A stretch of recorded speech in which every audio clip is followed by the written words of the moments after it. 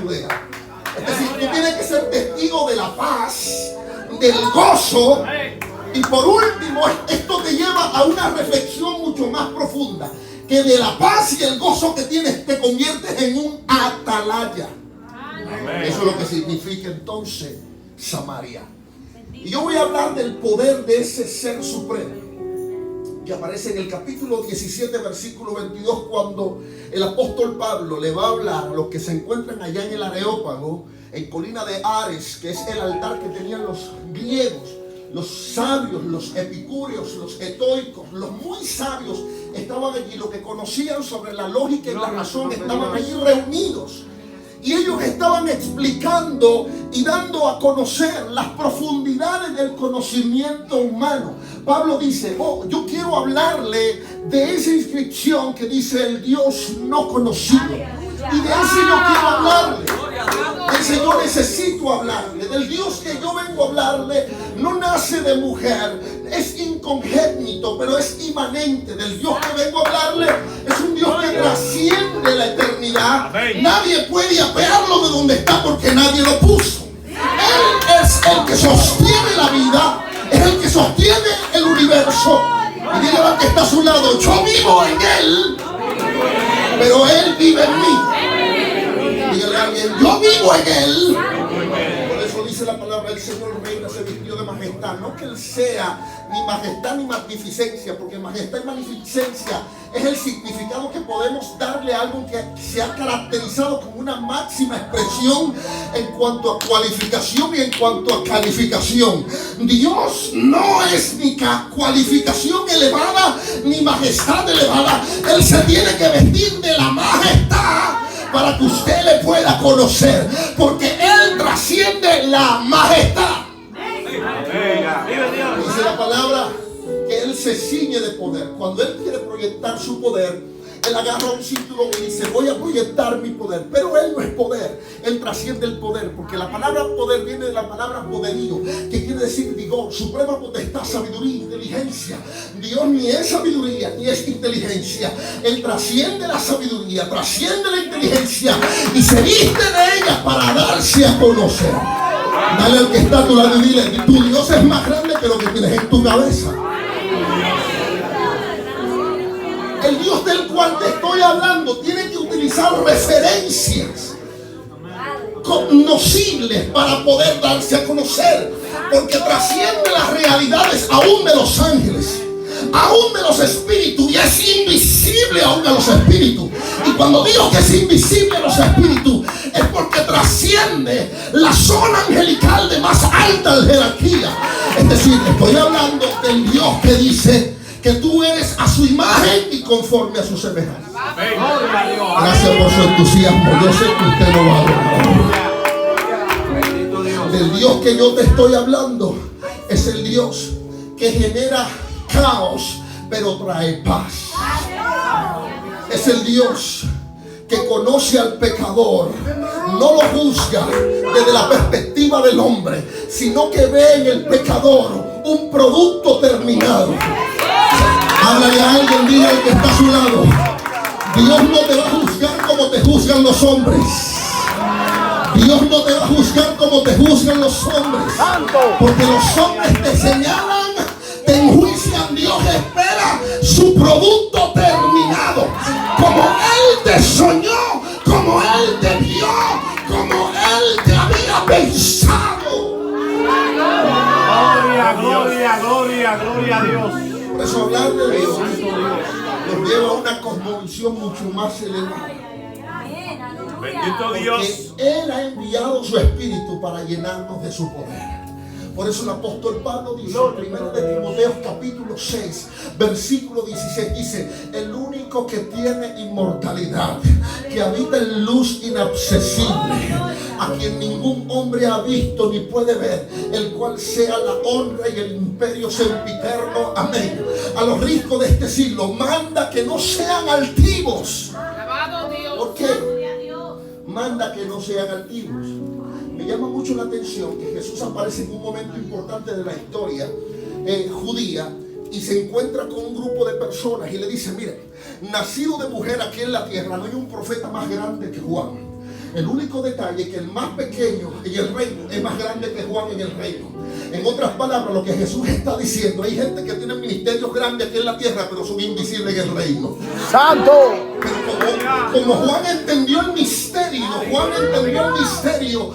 entendió Ay, que mamá. él tenía que pasar lo que tenía en las manos y decir, cuando vio a Jesús, tenía un grupo de discípulos, que esos discípulos quizás tenían 20 o 15 años con Juan, y cuando Juan vio a Jesús, le dijo, he aquí el Cordero de Dios que quita el pecado del mundo.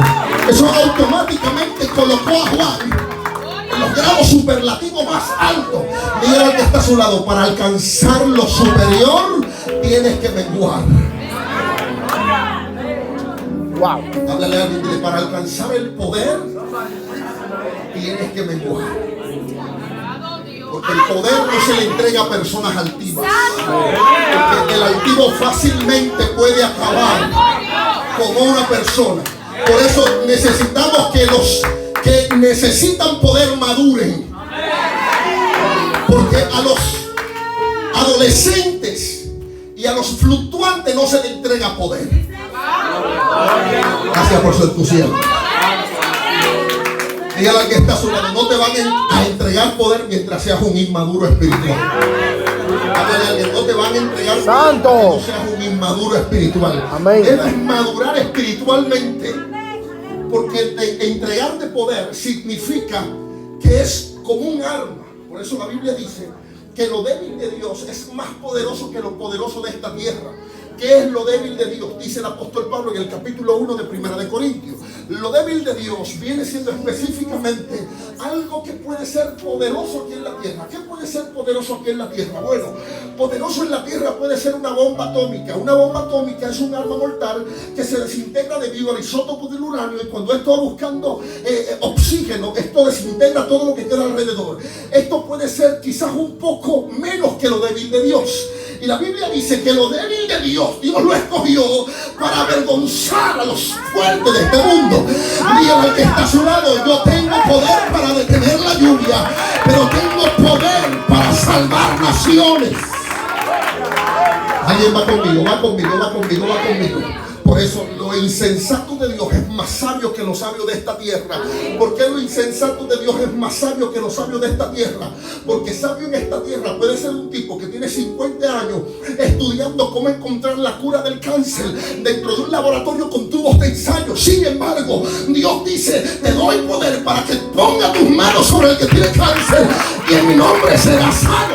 Te doy poder para que cambie esa atmósfera. Por eso hoy yo no estoy hablando con cualquier pueblo. Estoy hablando con un pueblo que el enemigo odia, que el enemigo sabe que si descubre el potencial y el poder, podrá conquistar Manhattan, podrá conquistar el Bronx, podrá conquistar Queens, podrá conquistar Brooklyn, podrá conquistar Nueva York y podrá conquistar Estados Unidos y probablemente lo último de la tierra. Dale la mano al que está a tu lado, dile, lo que tú tienes, lo que tú posees, no comienza en la tierra, comienza en el cielo. Dale la mano al que tiene, míralo a los ojos, mira, lo que tú tienes no está aquí en la tierra, está en el cielo. Lo que tú posees.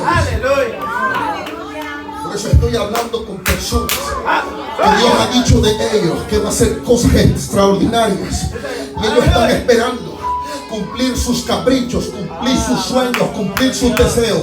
Permíteme decirte algo, que no era el sueño de José ir a Egipto, no era el capricho, ni lo que soñamos a veces como lo que tenemos como objetivo o visión.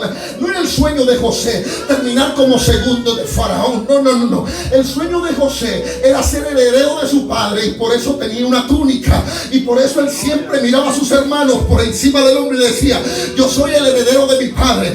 Su agenda era específicamente ser el heredero de su padre, mas Dios tenía un plan y un propósito. Tengo que hablar con alguien aquí, porque probablemente tú pienses que la fama es el propósito de Dios.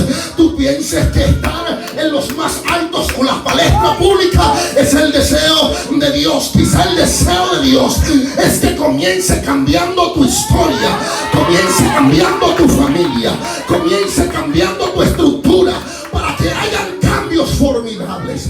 Permíteme decirte que mientras José estaba naciendo, sus hermanos olvidaban que iban a caer en esclavitud, olvidaban que iban a tener problemas de hambre. Y mientras había un propósito con Raquel, porque Raquel decía: mira, dame el hijo o me muero. Dios decía: aguántate el propósito ahí. Hay muchos de ustedes que Dios tiene propósito, pero todavía no es tiempo de dar a luz, porque no se ha manifestado el tiempo de la crisis. Yo necesito que alguien vaya conmigo. Todo proyecto de Dios, ¿por qué no nace José? Raquel es estéril, no puede dar a luz. Dígale al que está a su lado: Dios tiene que detener muchas veces lo que tú llevas dentro. Diga conmigo: proceso. Diga conmigo: proceso. Para prepararte para la crisis. Si José hubiese sido mayor que sus hermanos, no hubiese sido llevado para ser preparado en Egipto. Él hubiese sido mayor que sus hermanos. Dios tenía que esperar que sus hermanos crecieran un poco, se hicieran un poco más grandes y decir: ahora sí. José piensa que él va a ser el heredero de su padre. Él tiene una túnica y él se siente el niño lindo y el protagonista, pero no, él no sabe que él va a caer en la esclavitud, que él va a tener que aprender la forma, la dinámica, la ideología de otra cultura. Por eso se va a temprana edad, porque tiene que aprender a hablar sin acento hebreo, tiene que aprender a hablar el egipcio. Yo necesito que alguien vaya conmigo. Lo que te estoy diciendo es que Dios te mete en procesos, y esos procesos en el cual Dios permite que tú entres es porque quizás tú no lo entiendes ahora, pero se acerca la crisis que solamente tú cargas en la disposición del Eterno, la agenda del Eterno para cambiar los ambientes. Por eso estoy hablando con personas que están llorando lágrimas de sangre, están llorando momentos difíciles, y Dios te está diciendo: estás llorando momentos difíciles porque te estoy preparando para la crisis. Porque en el día de la crisis tú eres el que vas a ser el facilitador de lo que Dios tiene para tus hijos, para tu familia, para tu pueblo, para tu ciudad. Alguien tiene que decir amén.